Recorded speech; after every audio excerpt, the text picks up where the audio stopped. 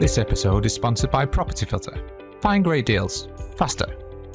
Hello, and welcome to the Financial Freedom podcast, sponsored by us at Property Portfolio Building. This podcast is designed by real people on their journey to achieving financial freedom, and we'll focus on people who've either already attained it, who are joining us on that journey, or maybe a specialist topic that can help you build your technical knowledge to achieving and maintaining that financial freedom. We hope you enjoy it. Hi everyone, just before we get going with today's podcast, just a quick announcement that our book is now live on Amazon. If you go and search for Financial Freedom at BDRR, you'll find a book that describes the mindset, strategies, systems that we've put together to deliver over 50 projects in 5 years. We launched it in 2025 and it went to number 1 in 3 separate categories on the bestseller list. So hopefully you'll find some real good value out of it. And just one more time, Financial Freedom, BDRR on Amazon. Yeah, the BDR evolution is changing again. Well, that's the full title. If you want to be picky. Yeah, go and find it. Right, welcome back to the Financial Freedom podcast. So today is actually one of our technical episodes, but we'll be talking all things marketing to help you achieve your financial freedom and build your wealth. So today we welcome Louise Jarcy. It's actually the first guest to come back on our show for a second interview, apart from Guillaume Black, who sponsored the podcast. Twice, that's it. Yeah, so Guillaume and then Louise. Yeah. So great to have you back. So just a bit about Louise. So she's a property investor herself, co-founder of a marketing agency, which basically helps ambitious property businesses replace patchy marketing with clear strategies that support growth in their business. So welcome to the show, Louise. Great to have you. Oh, thank you. And thank you for having me back again. Good to see you, mate. I really appreciate it. How are you? Yeah, I'm good. Really good, actually. Yeah, I think you win the most emotional podcast. The last one that we did with you, I think that was the most emotional. That was a great event because we got involved in the Sawn Foundation. Yeah, the Sawn Foundation. After that discussion. Yeah. So when I watched it back, I remember like people were reaching out saying, "Oh my goodness, I don't know, almost ended in tears watching that." We can re-promote that episode as well for other people. I can't remember the number. Shoot, we should have had the episode number. We're supposed to do that as well. We're supposed to refer back, but if you just search Financial Freedom Podcast, it was an absolute game changer for our charity. You guys becoming involved, and it looks like a completely different charity now, isn't it? Yeah, absolutely. And also the reach of that charity and how many families serve. I think we've got about 48 on roll now, but we're serving outside of Backward Village as well. So with the recent outreach work, and it was really great to get lots of other people involved as well. That we work with data and things like that. Lots of big guests. A lot of main guests. So it was really good. So it was great to have you the first time and great to have you back. So good to touch on it because it's been about a year as well. Just over a year, maybe?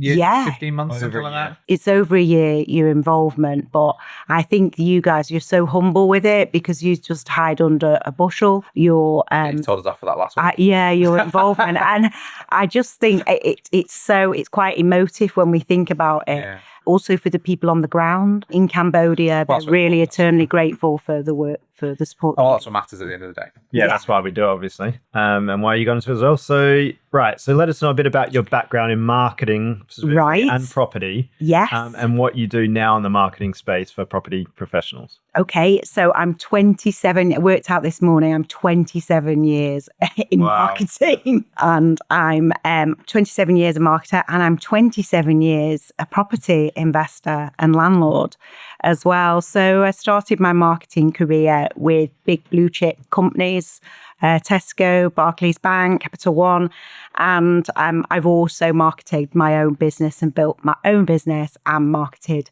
other small businesses too, because marketing in a big corporate is very different to marketing a small business. There's some fundamentals, but it is also quite different as well. And today I help businesses by getting really clear on who they serve, how they help, and why they're different so that they can get more investor conversations or more instructions, whatever it is that they're looking for really from their marketing. The one thing I've noticed over like the last 20 years generally in marketing is when I was in the 90s and noughties, I think that where marketing has become more relatable to individual people because brands were brands back in sort of like, if I wouldn't know, I think I knew Bill Gates in terms of big brands. I think I knew because he was touted as the world's first billionaire or whatever it was, or he's the richest man in the world or something like that.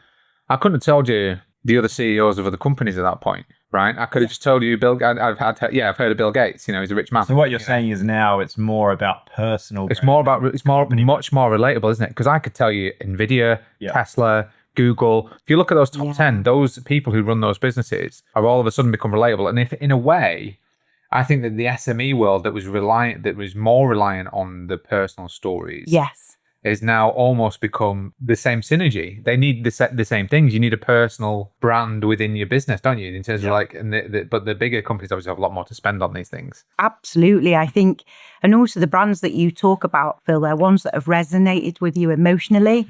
They've made a human connection with you. And that's one of the things that small businesses need to do through their own marketing, build connection and stir emotion in their marketing, because when we feel something, when we make people feel something, we generally make them do something. So there's definitely things that small businesses and big businesses can learn and vice versa from one another. And I think the example of what you're saying, Phil, is I think it's like, say, Cristiano Ronaldo. I remember when he was at Real Madrid he was playing at, and his following was something like 3 times the size of like Real Madrid, the club.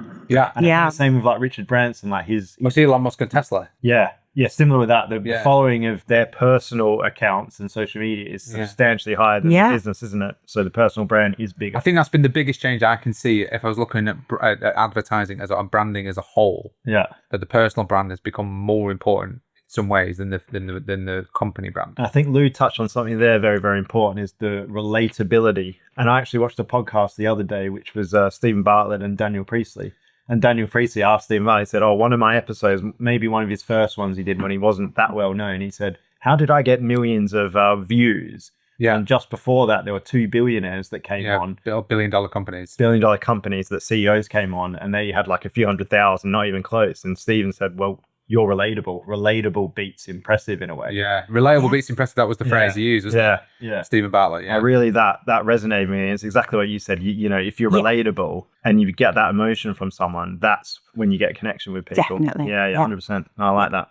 Right. So obviously, I've heard you talk before a lot about smart marketing and things like that. So I want to know, how does smart marketing help to build, say, a property portfolio? Because a lot of our listeners are building property portfolios, and a lot of them are trying to build wealth, financial freedom. So episode 22. Oh, is it? That's episode 22 for Louise. Yeah, sorry, I just got my phone. I was like, I'm going to find it here. We should have had this before. So if anyone wants to know more about Lou and her background, upbringing, and personal story, very relatable, great episode 22. Yeah, and then this one to follow up on marketing. So I want to know, how can smart marketing help property people build portfolio and wealth? Okay, so first of all, smart marketing, it cuts waste, it saves you time, and it saves you money.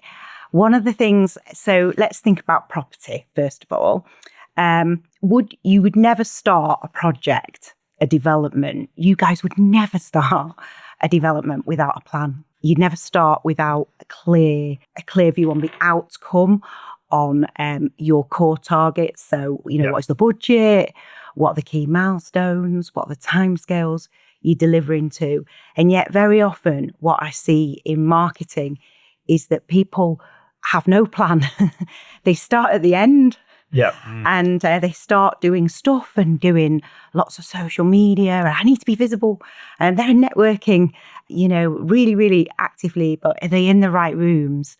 And and also when we're building wealth, or we're scaling aggressively, or building a property-related business, be it deal sourcing or education, whatever that business, we're often very time-stretched. And so it becomes more important than ever that our marketing is smart, and that we've got clarity, and that we're thoughtful in our decisions, because then we'll use our time wisely. And so I help businesses get smarter with their marketing by creating simple strategies and plans that are aligned to their commercial goal. And I guess, put simply, what you want is your marketing to match your ambition. And what you find is people, they're doing marketing and they're growing, and then they get real clarity on where they want to get to. But I help them ensure that their marketing helps them match their own ambitions. I honestly find, and I get sometimes a bit confused myself, which is because things evolve as you go along with stock as well. I often find that people don't know what they're trying to achieve. That's the main thing. They know they need to do it. But what are you actually trying to get out of it is a hard question. And you mentioned in terms of a project, we wouldn't start a project without a plan and a budget. Well, actually, we'd take a step back. Before we even start the plan and the budget, we'd be asking, well, who's going to live in it? Who's our target market for our companies? And in that company, what types of property are we going to buy? And who's going to live in the property at the end? So as an example, myself and Tim have a joint venture, which is only HMOs. We have another joint venture, which is only heritage type properties. So and they're separate. And we have another joint venture, which is commercial property, offices, things like that. Again, because we know the tenant is the specific type. And then they're very different. Yeah, exactly. But that's not marketing necessarily, but that's who we're going to sell to at the end. So if I know who I'm going to sell to, then I know what I'm going to do. And if I don't know who I'm going to sell to, then I wouldn't know where to start marketing. No. Right? And I think sometimes you need to start a step earlier. The question I use is, whom do you serve? Yes, who do you serve? It's really simple as a question, but it's really hard to answer. That's why people avoid it, Phil. Yeah. So that's why people avoid it. So you have a strategic mindset anyway. That's how you operated. You've always operated in business, but people put off, who do you serve? And so they say, well, I just serve everybody. I just want investors. But the investors I need are different to the investors that you need. They could be very, very different. The people that I may attract could be very different to the people that you may attract. And if you try and serve everyone, you really reach nobody. It is rule number 101 of marketing to get clearer on who you serve. And then the next step in your smart marketing is how you serve them. What are your core strengths as a business? And how do we then turn that into messaging that really matters for your audience? So you talk about your core strengths, but in a language where they think, oh, that matters to me, that could really help me. Daniel Priestley talks about sort of communicating your brilliance, as a business. Communicating your brilliance. Yeah. Write that down. About how do you kind of turn your strengths into core benefits for your customer, your target audience. And then the next bit is about your positioning, really. How do you want to be known? Because if you don't clearly communicate, how do you want to be known? The market will choose for you. And that's smart marketing, but people avoid it because, and I see this a lot, because they just put off the audience piece and who they want to serve because they just go, oh, it's too difficult and I don't need to do it anyway. I'll just get doing. They might not even know though, Lou. No. They've sat back and thought about who that individual is, what they're like, how they live, and those sort of things. Exactly. The easy one to show to use as an example by not knowing, as an example, is when we come to property events. Yes. That some people come to us and they say, "Oh, well, you guys do HMOs, don't you?" I say, "Well, yes and no, because we serve working people. That's whom we serve. So we have HMOs, singlets, and we have blocks of flats and stuff like that, right? So, but we serve a certain criteria of person. Yes, we do HMOs, but we meet people all the time and they say, what do you want to do? And they've been to a course and it's either service accommodation or HMOs if they're looking normally, is that they're just getting into property and they're learning about the strategies. But a HMO could be very different things for very different people. So it's a house, it's just 5 people, 6 people sharing a house, right? And ultimately, technically, that's what it is. Yeah. But who? Because a student HMO and a working professional HMO are very different. They're hugely different. They're a completely different product. Yeah. Yeah. Yeah. And you've got social housing HMOs, you've got benefits, tenants on benefits are going to be HMOs. You've got asylum seekers that... We've got ones specifically for... Vulnerable audiences. Vulnerable audiences. Yeah, care leavers. Exactly. Type HMOs. Yeah, there's lots. Yeah, and even within that space, people will say to me, oh, well, I want to put it onto a social rent or something like that so I can get it on a lease. And I'm like, that is great, but who? Yeah. Because the market is massive. Because if you're going to the veterans associations, as an example, they're going to want rooms which have things like small studios. Yep. Whereas if it's care leavers, they're just going to want single rooms, wash facilities on a cheaper rate. It's a completely different ball game. Yes. Some might want a little office for staff. Some might want no offices for staff. You've got to be really clear on these things. People work from home or exactly. Who are you designing exactly. for? But you're right, Phil, that people struggle. I think small business owners struggle to get to the answer, and that's how I help them, because it can be quite hard teasing out the answer, isn't it? Arriving at that audience. Yeah. Right, so how can a property professional or a listener on this show get a clear plan in place for marketing? How do they go about that? First of all, what I would say is, and Phil said it earlier, step back. So you've got all your activity, take a step back first. Yeah. If you've already built a business and a team around you, like you guys have, for businesses that have a team, potentially involve the team and do it with the team and can collaborate with them. The next thing that I would say is start with your business goals. So what are your commercial goals? What are you trying to achieve? And so just say your commercial goal is that you want to continue to build your property portfolio. So your main marketing goal might be about investor conversations, finding private investors. So get clear first on what your marketing goal is. But your marketing should always be aligned to your business goals. They shouldn't be disparate. The next step is, can you identify specific audiences? So are there specific groups or types?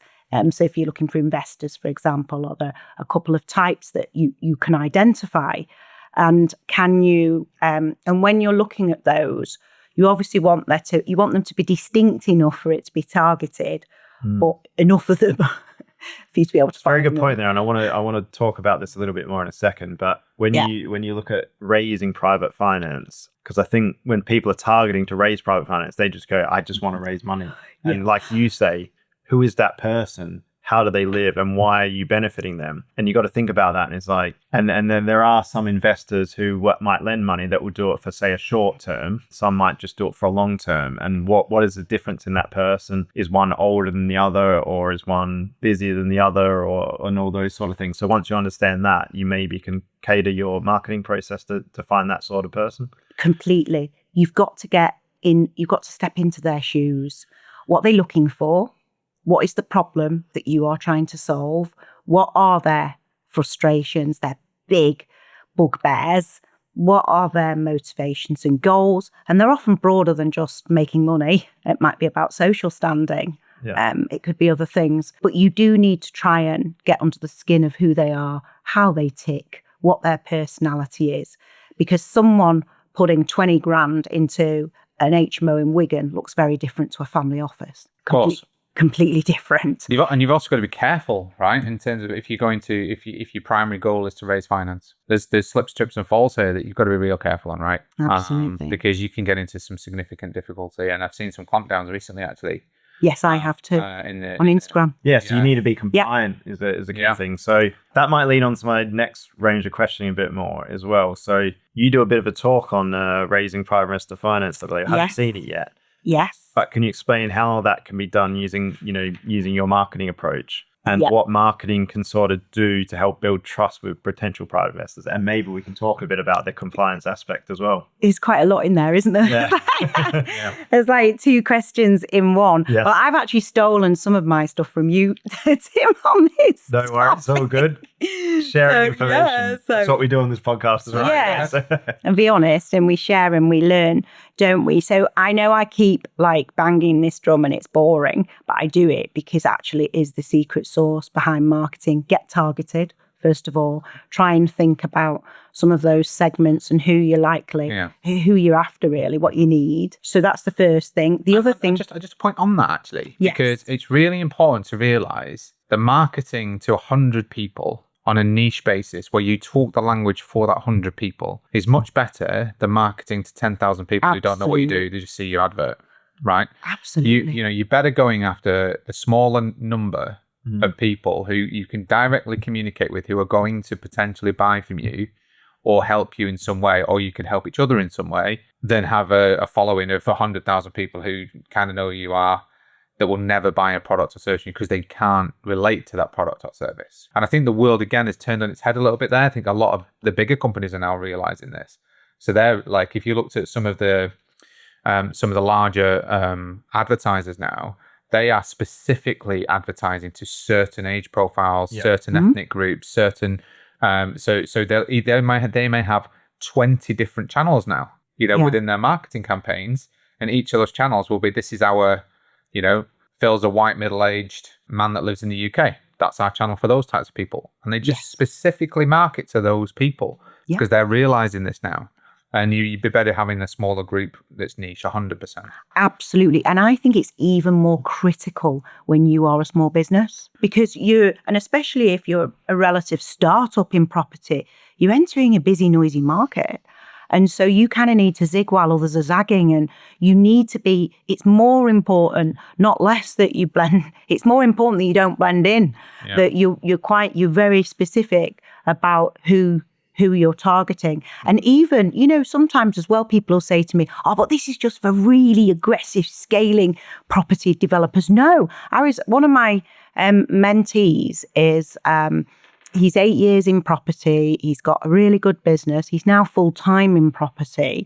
And we've been working together to help him really define his strengths, his core messages, his investor audience, etc. And it's already delivering real benefits because his marketing will really cut through now. It starts to start quickly playing through in things like investor conversations when you have your one-to-one calls. When you do your 60-second elevator pitch at network events, how often have you two heard everyone sound the same? Even in 60 seconds, they're struggling, or 20 or 30 to articulate. We do 20-second at PIN. It's I'm a deal sourcer. I says SABRR, buy-to-let, HMOs, service accommodation. How many acronyms can I get in 30 seconds? And I just think to myself, bless them, they've done the course, haven't they? Yeah. They've done the Lamuel Seeds course, or the Stone Touch course, or whatever, the one day. But it benefits everything. You mean? Yeah. Yeah. So back to raising private finance. So the other thing I'd say is being professional in your bios. You've got to be professional at every touch point, from what you comment in WhatsApp groups to how you answer the phone to your professional bios. Another quick tip I give people is search for yourself in chat, Claude, and see what it says about you. Yeah. And just see whether that resonates with how you want to be perceived as a personal brand or as a business. Are you chat or Claude? Are you a chat fan or Claude? I'm chat, but I'm hearing that Claude is really, really good. Yeah. Yeah. Chat agrees with me too much. Yes, it does me. And although everyone likes their, ego to be stoked, I'd rather have an objective opinion in the quiet of, I'd rather ask it a really challenging question and get a really challenging answer. And I don't think it can help. I think what it does, it caters to what you want to hear in a way, doesn't it? And gives you the best solution to what you're asking. Yeah. It is not necessarily the thing that you need to hear at the time. Yeah. I find that too with chat. But another thing as well that I would suggest is, and this comes from you, Tim, you talk about it's who knows you. Yeah. And it's about being visible in the right places, but going back to your 100 rule, you don't have to be visible everywhere. Mm-hmm. You need to be clear who your audience is. And that goes for networking events. You hear about people who are just attending the opening of a crisp packet. You need to be targeted. Yeah. In your network events, you should either be at the network events of your target audience or those who can introduce you to your audience. Another thing that I say to people is about marketing is often about teaching people how to think. So why property, for example, is a good asset to invest? Why now? Why you? People get, I think a lot of small business owners, they struggle with marketing. They almost endure it. Whereas actually, if you reframe how you see marketing, you can enjoy it. And you talk about this, Phil, and I've learned this from you. You talk about enjoy the journey as an entrepreneur, not just the destination. And I think you're right. If you see marketing as that you're teaching people how to think, you're building trust, you're reducing doubt and uncertainty, and you're helping move them along, move them forward to make the right decisions. And if you see your marketing in that way, of course we all want to sell. That's the aim. But if you reframe marketing differently, you can actually enjoy the ride more. And sales and marketing are so integral. Yeah. Well, I'm going to challenge it. Go on. So I think that marketing and sales are integral, but they're different to each other. And I think that when businesses actually start to sit down and plan and plot the differences between marketing and sales, they will have much more success. And what I mean by that is I'm going to target services businesses here rather than product businesses, because product businesses are you at the till. Yes. So they have their own things. So I'm going to talk about services businesses like property here at this point. Marketing is your message and sales is your system. Okay, so marketing gets people through the door. Yep. Sales closes it. Yeah. Right. That's how it works. So if you have a marketing system which can generate you 10 leads, then it's your responsibility to take each of those 10 leads through the same sales system to make sure that you are able to measure which of those systems works well, which breaks down, where it breaks down, and what happens at each level. But it's also your opportunity to then build trust, because marketing might have already done some good things for you, but ultimately your sales system should close that out. So let's say the second somebody enters into a sales conversation with you, there should be a 1, 2, 3, specific steps that you can tell that person, I'm going to do 3 steps. There's 3 steps that we need to go through before we even talk about you buying from us, because we want you to make sure that by the time you say yes, you have all your questions answered and that we feel like we're the right party for each other. So there's no rush here. And that creates confidence, trust, and all these other things. So those 3 steps can be, within a day or 2. Of course they can if it needs to be a really quick close. But certainty and speed are 2 separate things. So speed and certainty can be your greatest asset or your worst enemy, because if you try and overspeed something up, it goes wrong. Yeah. People get turned off. And if you don't offer, I've had that, and if you don't offer, if you don't offer certainty of process, then that can also have the same problem. Yeah. So if you just say, well, I want some kind of speed, but you need to find the blend and balance for your business. Marketing is your messaging. It's why people might know, like, and trust you in the first place to come and talk to you, in my opinion. And that isn't just in the ether. That's your 20-second pictures. It's your 60-second pictures. It's your things that you say at presentations. It's your going to networking events. All of that's marketing. Absolutely. Until the point where you sit down with somebody and say, right, here's our products and services and how we can help. I just want to challenge you slightly on the build trust element. And I think this is because I think what you're saying, you put that quite a bit in the sales process. I think the best thing you can do is, like we're talking about here, is to build the trust during the marketing process as much as possible. So when you get to the sales process, the trust is mostly there. So if you took us as an example, we do a podcast, we've got a book, we go to networking events, we do social media, all those sort of things. So by the time someone talks to us currently, they generally trust us because they've generally Googled us, listened to podcasts, read the book, whatever, all these sort of things. So the trust that we then need to build from that point is not that much. It's a little bit during the sales process. Whereas without those things, if we just did one thing and then we met that person, we've got a huge amount of trust to build up during the sales process, which otherwise we wouldn't have to do. Yeah, I think maybe you misunderstand what I mean here. So your messaging has to build your confidence in you and trust in you, but your sales process should follow that message. Yeah, it's a continuity of the trust. Yeah, if you and finishing, enhancing that trust. If you you can have the best marketing in the world, but if you then try to close somebody in the first conversation, you're in a really difficult position. Yeah, I think you're both right. So you asked how do you build trust? Well, you build it through all of those things. So up front through your marketing, it might be testimonials, it might be case studies, it might be white papers, it might be webinars, it might be discovery days. You might have a book. Yeah. That builds trust and authority. You might have a podcast. All of those things can help to build trust, evidencing your track record, showing behind the scenes. All of those things in your marketing can send really strong trust signals, but equally powerful and cannot be underestimated is what you've said, Phil: process, systems, consistency, and those things, disclosures, clear disclosures around risk. So one of the things that I see that erodes trust in marketing, in property, is over-optimism. Yeah, agreed. And that really significantly erodes trust because people know. So things like bank busting rates being compared, they're comparing guaranteed return or something like that. Absolutely. People who are shrewd know that you're comparing apples with pears. They're also FCA non-compliant. So going back to process and systems, Phil, being compliant. So take your lettings agency. having all those checks and measures, etc. Those things build trust because whilst your marketing has a role to build trust, you're absolutely still doing it in the sales process and even on the onboard, aren't you? Yeah, throughout the whole process of building trust and maintaining trust.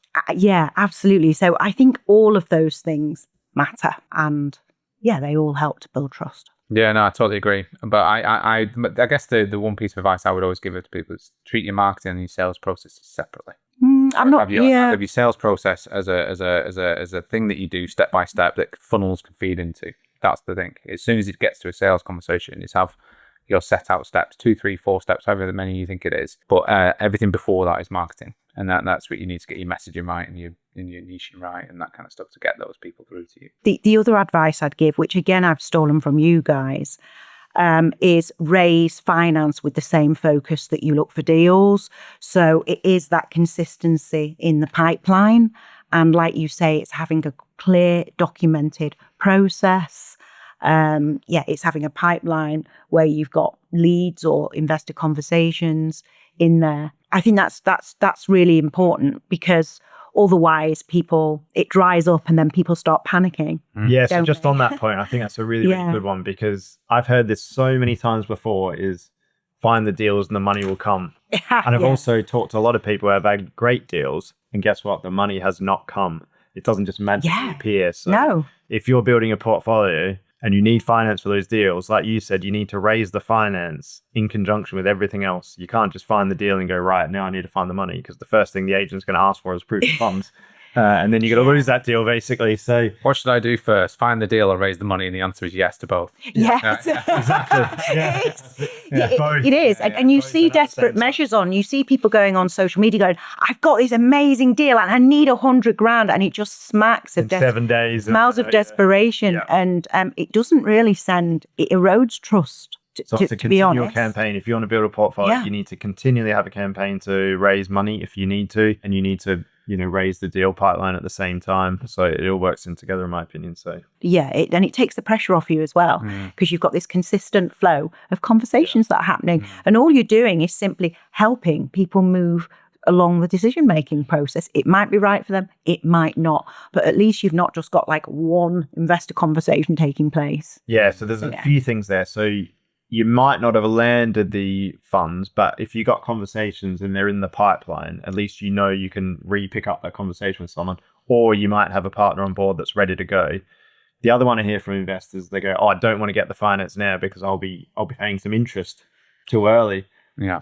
And it's sort of like, well, would you rather have the money in your bank ready to go for an amazing deal that lands and pay a little bit of interest for a couple of months, or get a great deal and have no funds because you're worried about paying £200 in interest or something like that?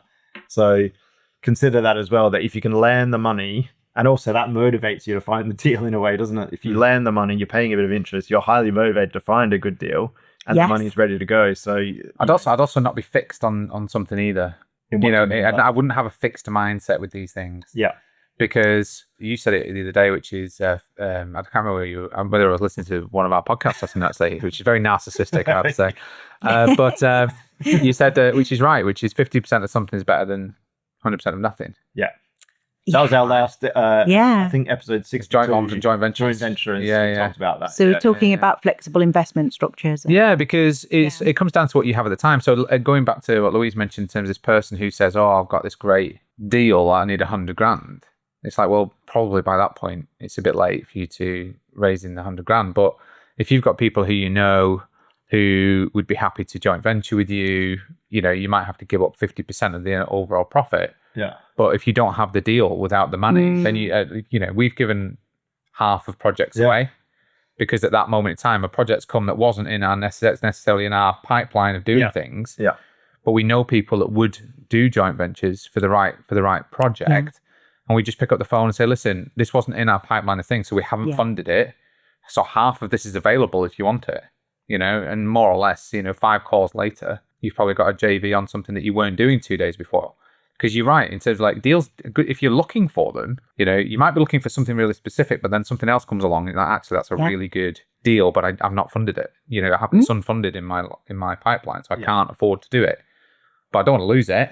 But if I'm stuck to having to raise, I'm only willing to do this, which is raise money via a loan basis or on an interest basis or whatever, then unfortunately, you've got one way of solving your problem. You've got multiple ways of solving your problem. Chances are you'll solve it. I think it's a really good point, actually. Because, Flexibility. Yeah, flexibility. Because, be flexible. Like I've got joint venture partners, 2 of them sitting next to me right now. Yeah. And I've also, done projects of my own. So some of it has been raising private finance, some is joint venture finance. And that meant all the time, like you said, there's different options to go to. There's also different types of private investors.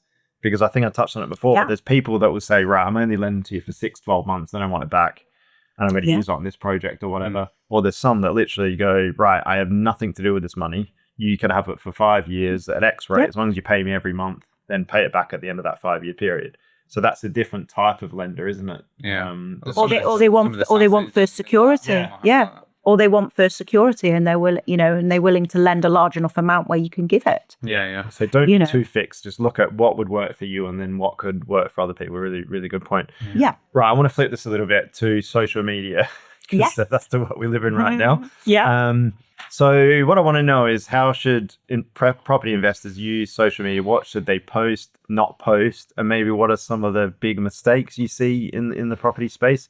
Because the other thing, and we actually had a guest, Chris Tremlett, who has UK Homes Network. So yes, I know Chris, social media with property. And one of his points when he came on was basically the property industry in general are not good at marketing ourselves. Yeah. And we're especially not great on social media. And as a result, we cop it with the wider public and everything like that because we don't market ourselves very well generally. So I think for me, non-compliance is an absolute no-no. I think FCA non-compliance, using language like bank busting rates and things like that, I think really erodes your credibility, makes you look very naive, and it's quite unprofessional. So that would be an absolute no-no for me. I think that there's too much over-optimism around risk. You can approach risk in your content. And I think if you can talk about risk and talk about how you manage and mitigate it and have like balanced optimism. It's a very good point, actually. That's very powerful in your marketing. And I want to pick on that a little bit more. So I do talks for PIN like you do as well, and you do talks as well. But one of my slides that I just noticed this recently, everyone gets their camera out. I talk about what are some of the things that go wrong on a project. And there's like the 5 biggest things that go wrong. Yeah. And I'm suddenly, everyone's got their camera out. Yeah. What are the things? How we manage and mitigate risk. And then I go, right, these are all the things that most regularly go wrong. And then I go, but these are the solutions for it. And again, the cameras come back out. Out of every slide, that's the one that people are most interested. You don't need a camera though, do you? You don't need a camera to see how to do those things. Because what you can do is you can just go to Amazon and buy the book. Financial Freedom BDRR, and you can have all of There's actually a full chapter on that content. Yeah. And I think we've also done a podcast episode about things that can go wrong in development projects. But anyway, it's a really good point you make that people, for whatever reason, don't want to talk about the challenges. Sometimes people get embarrassed about it and like they want to raise their profile and be credible and all those sort of things. But ultimately, if you've experienced things that go wrong and risk, you're much more equipped to deal with it than people that haven't really. Yes, absolutely. And I think as well, again, it's boring, but going back to your audience, you need to be calling out your audience in your social media. It needs to be crystal clear in your content who you are talking to, almost like naming them. They need to read it and think, it's like I heard, here's a bad example, but I heard like a Tenor Lady ad yesterday. Now, I don't need Tenor Lady, but they're very, very distinct in their audience and they call them out. And you were talking about, men in their 50s, etc. You've got to call out your audience. It's got to be clear you're talking to them in your content. And I think as well, it's about making sure that you've got a blend of content that is quite diverse. Well, funnily enough, Tenor Lady doesn't come up on my... on my social media. I'm not really sure who this is, by the way. This is a pelvic floor issue. I don't know how to describe it, right? Yeah. I don't know exactly. Should we just move on? I'm going to sorry. Yeah, we're not equipped to talk about this. I shouldn't have picked that. Anyway, it's a really bad example, a really extreme one. But it's not going to be a clip. Yeah, it's not going to be included. But keep your social media. Make sure that your social media has your audience in mind you're talking to us or all points. And also, you should have a set of core messages. So when we talked earlier about your strengths and as a business, what you're really good at and how that then translates to benefit for your customers, you should have a core set of messages that you're always referring back to.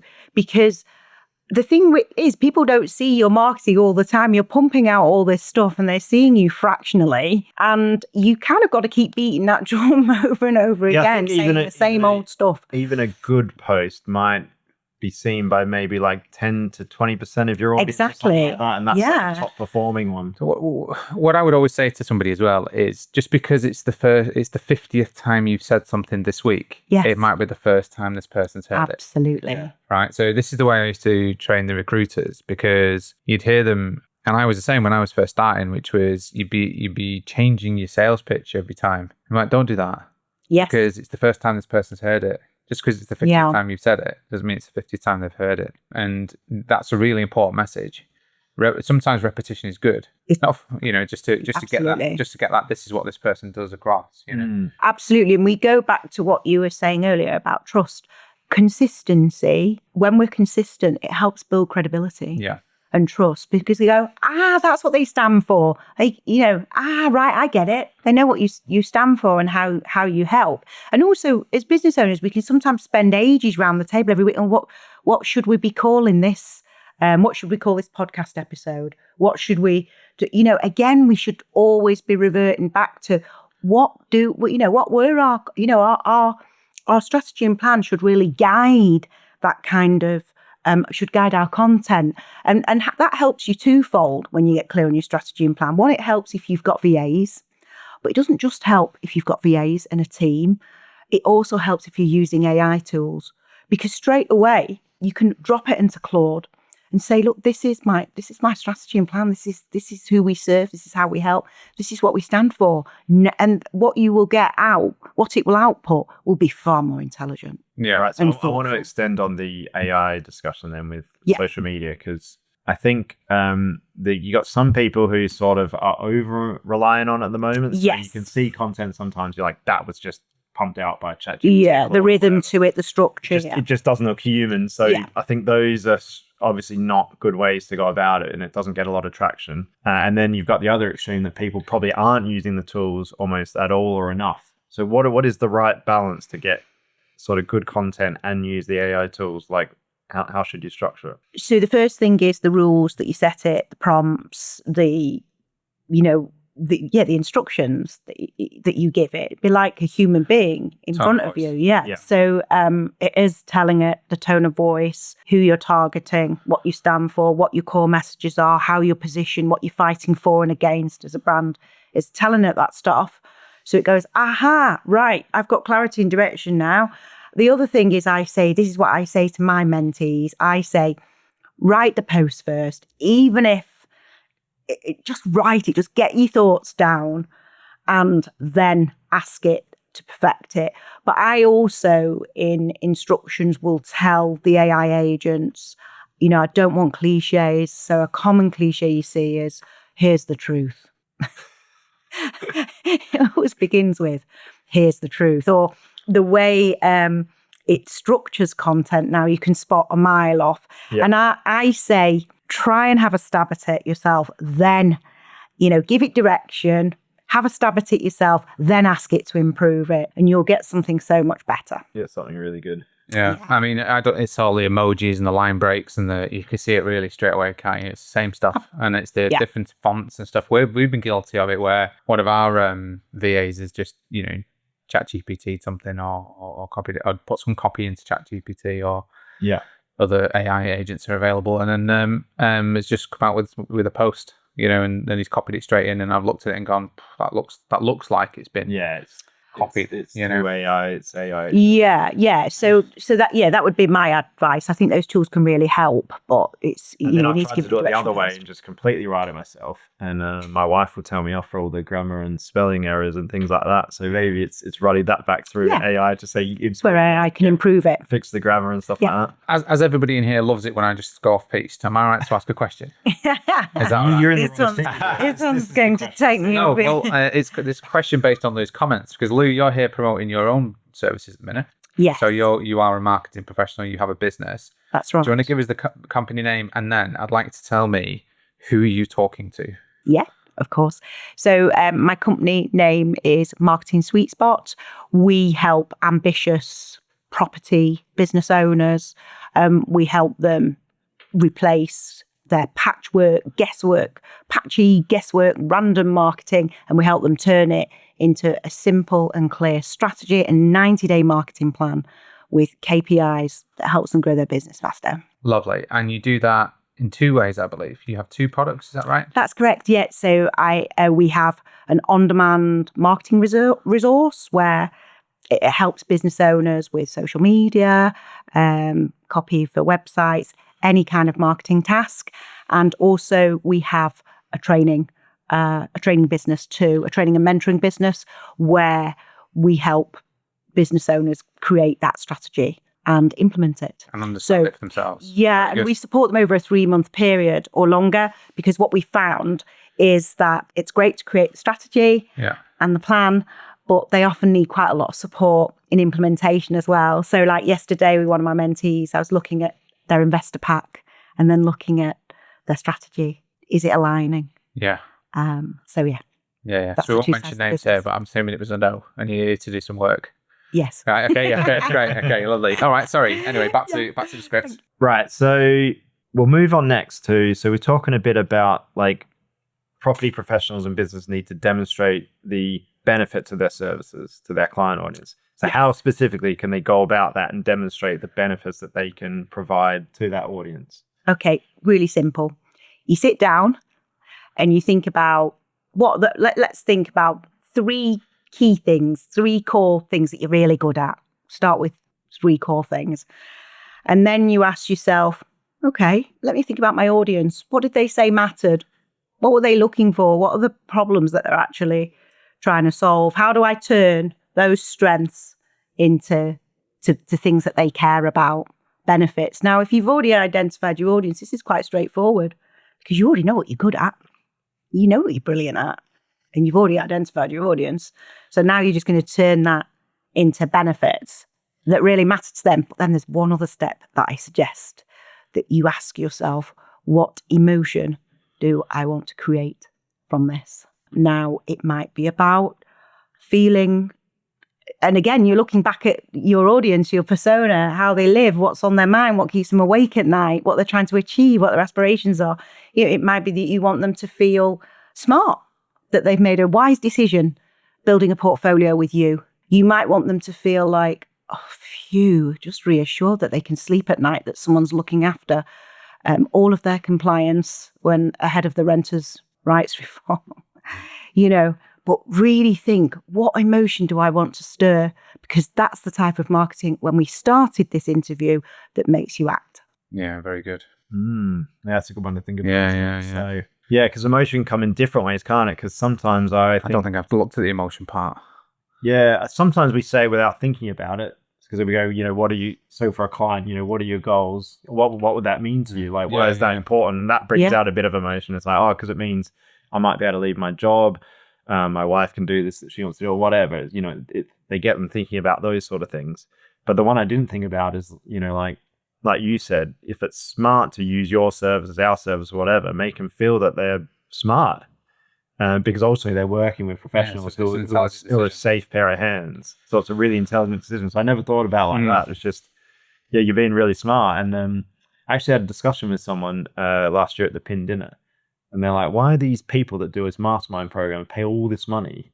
Why would they just come to you to get them to build a portfolio for them? I'm like, because they're smart. Because they've Yeah. understood. Yeah, because they've understood that they've only got infinite, a finite, I should Yes. say, amount of time, and they don't necessarily have the expertise to do it, even with that training program, because there's lots of things in development that you can't learn in a mastermind program. Yeah. So So you can't be the CEO and the deal sourcer and the project manager and the No.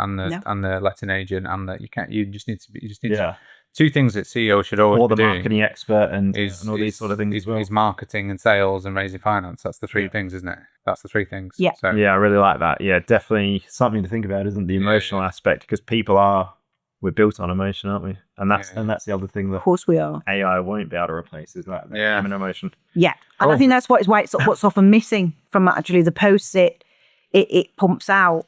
It's not hit on the emotion. And I'll often go back to it and say, you've missed the emotion. I'm trying to create this. Yeah. But I think that's why often it works to start drafting the post yourself first. Yeah. Because it's often got a bit more emotion in it. I agree. Yeah. Yeah. Good Okay. stuff. Absolutely. Right. Top tips I want for our listeners. Can you help out with 3 top tips from a marketing perspective? Yes. The first thing would be to create a simple strategy and plan. That would be my top tip. Get a simple strategy and plan in place. You'll already be ahead of the pack once you've done that. The second thing that I would say is reframe how you see marketing. So the work I do with mentees that often feel quite underconfident about marketing and maybe endure it or just have limiting beliefs around it. And it's actually holding them back. And I'm sure you see this with your own mentees. Try and reframe how you see marketing and even selling. Your role here is to reduce trust, is to build trust rather. It's to reduce uncertainty and doubt, and it's to help move people along the decision-making process so they can make the right decisions. And that is the role And at the end of the in day. marketing, because it's personal brand as well as professional brand, it is emotive, isn't it? And it just create anxiety, I think, in terms of, no one's liked it or, so. But at the same time, going back to Tim's phrase, it's not about who you know, it's about who knows you. People will see stuff and they won't like or interact with it, but they'll see it. I mean, I copied that phrase off someone else. Yeah, I know, I've heard it before. Yeah. You're not that inventive, mate. It was a good one, yeah. Well, the world's been around a while. And then, the way because I suffer from it, so I don't go onto social media that much anymore. And I get somebody else to do the posts to take that level of anxiety away. That's just on that point. Yeah, so I think there's different layers of anxiety. So I think someone that is, say, new in the space or new into business has anxiety to actually get out there and post anything because they're worried about that. And then, like you said, then we've got the next layer of someone they are now posting, but they're just randomly posting and they don't have a strategy. Yes. So then their anxiety is like, I'm doing all this stuff, but I don't really. It's not no result. I'm not really getting any results. Yeah. So there's the anxiety from that. So it's funneling that into, like you said, if you got that strategy and then just forget the ego from it of going I need 100. Leave ego at the door. Leave ego at the door. Yeah. Whether I get likes or not, this is the content that works, because some things for whatever reason get pushed more than others at certain times and all these different things. That works. There's all these algorithms, but there's no need to focus on them. Just know if it's storytelling, emotional, so generally that will get a bit more interaction than others. That's a good way to put it. Yeah, I think everything you say is right. You're after the 100 people, not the 10,000. Yeah. We know a lot of people watch in property and don't comment, especially if you're looking for private investment. People are not going to raise their hand and say you've got loads of money, because if they do, they probably haven't. And if they have got loads of money, they certainly don't want to raise their hand. So people do watch you, and you too will go about your business at your networking meeting that you host and all the rest of it. And people will say, I saw your content. And you're like, well, it wasn't really reflected in the engagement, but people are seeing you and that you're consistent, you're showing up. My third piece of advice, my third top tip would be balanced optimism. Around risk in your content. Avoid, like I've said, bank busting rates, etc. Over optimism erodes trust. And don't be afraid to talk about risk in property, but how you manage and mitigate it. Risk is not a bad interested thing. in triumphs and disasters, right? They're not just one in one. If you just say everything's going to be shiny, then it's not true. Life is hard. Projects are hard. Property is hard. Yes. There's no point. Yes, there would be a great outcome for most things, but things can go wrong. ultimately. Definitely, yeah, as we know. And I guess one last thing that I've not touched on much is around positioning, linked to your sort of strategy, really. Get clear on all positioning is simply is what you stand for, what you want to be known for by your audience.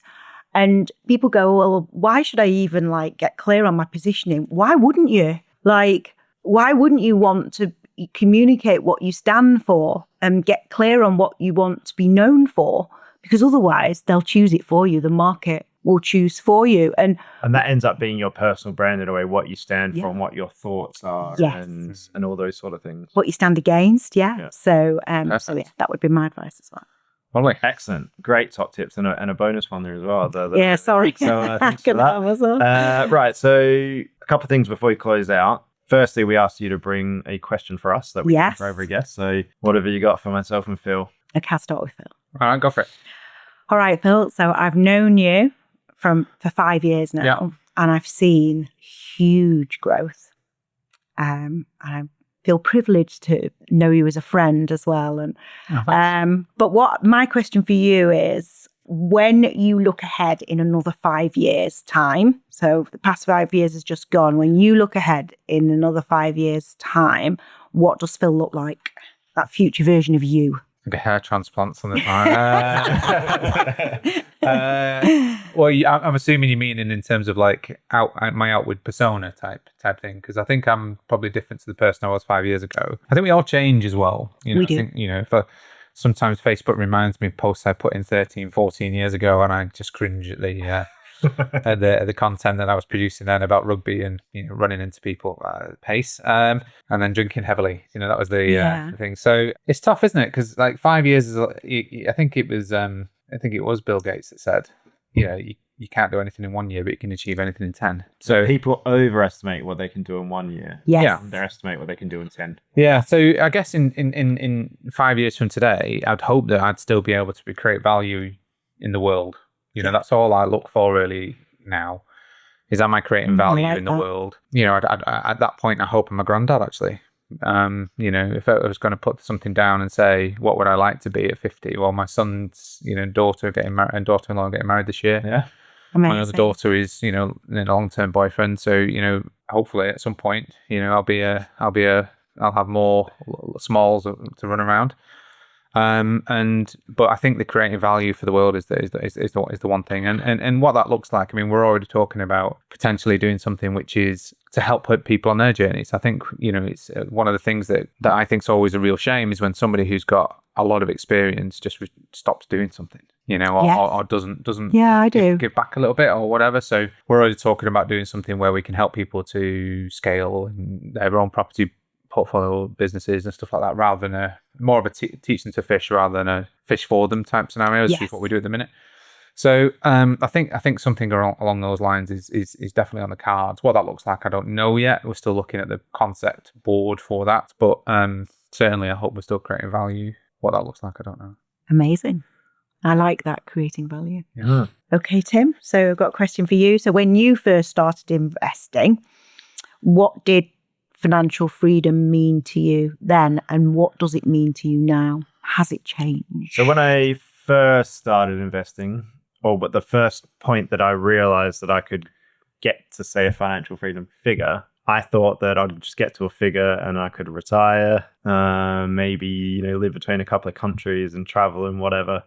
And what I didn't understand at that point is the professional work you do is actually why you live in a way, and humans have to do stuff and have a purpose and all these sort of things. So, but you don't know, even though I didn't do that period of doing nothing, you very quickly realize that that's not really what I want. So for me now, it's to be in a position that you can, choose what passions you want to pursue and what your purpose is in life and what you can do for other people and stuff like that. So it shifts from just going, I'm going to get to a figure and I'm going to retire, to going I'm going to get to a figure, do that. Maybe, like you said, it's good to add a bit of value to the world and other people and have that intrinsic extra purpose as a result. I think that's more important than just go on, I'll travel around and drink on the beach or whatever. If we don't serve the world, I don't think you have a purpose in life, have you? Everyone serves someone. There's always something that you're good at. Yeah. Isn't it interesting how then that there's that shift to, so it's attractive for about 5 minutes, the idea of doing nothing. And what may start out as actually building, which obviously you've got to build wealth, get secure, etc. And then you start looking at, well, actually, how can I put my skills, my ability to greater good? Yeah, but and we become so purpose driven, don't we? That it's because it actually fuels us and. But you know what you also feels see good. is like you see like families that are like traveling around the world and stuff who might be in a good financial position or whatever. They're still doing stuff because they're like growing an audience on Instagram to like show what it's like to do this with like young kids or something like that. So even those people are like, oh, I need to do something more with this. I need to have a following on Instagram to see that do it. So like we need to be doing stuff as people, don't we? And if we don't, we're sort of dying in a way, aren't we? Stagnating. Yeah, you're not even standing still, actually, are you? Oh, you go backwards. Yeah. So I think financial freedom, it definitely changes from when you start, say, investing to where you get to, along over time and things like that for sure. Yeah. Thank you. Yeah, good question. So Phil touched on it a bit before about your businesses, but we want to know if listeners want to get in touch with you, talk more about what you offer from a marketing perspective for the property professional. How can they get in touch with you and how can you help them? So yes, thank you for that. So they can visit my website at marketingsweetspot.com. Or they can find me, Louise Jousey, on LinkedIn. LinkedIn, yeah. I am the only Louise Jousey on LinkedIn. Excellent. It's been really, really great to have you on board. Thanks, Louise. Thank you so much. I really enjoyed that. And, good Thank you. Thanks for having me. Until the next one, you might be the first to be on for an episode next year, something like that. We'll see what happens. But thanks for coming along again. And until the next one. So just before we go, if you have not liked and subscribed to this podcast or hit the bell icon on your platform of choice, please do that now. And until the next one, we'll see you soon. Bye for now. Bye for now. Bye. Thank you once again for joining us on the Financial Freedom Podcast, sponsored by us at Property Portfolio Building. If you want to get in touch with us about today's podcast or any of the learning topics that we've gone through today, you can email us at podcast@invest-prop.co.uk or get in touch with us with whichever your social media platform of choice is. If you think you would add value to us as a guest on this podcast, you can please get in touch and let us know what you would be able to talk to us about. Other than that, we wish you well on your financial freedom journeys. And once again, thank you for joining us and we'll see you on the next one.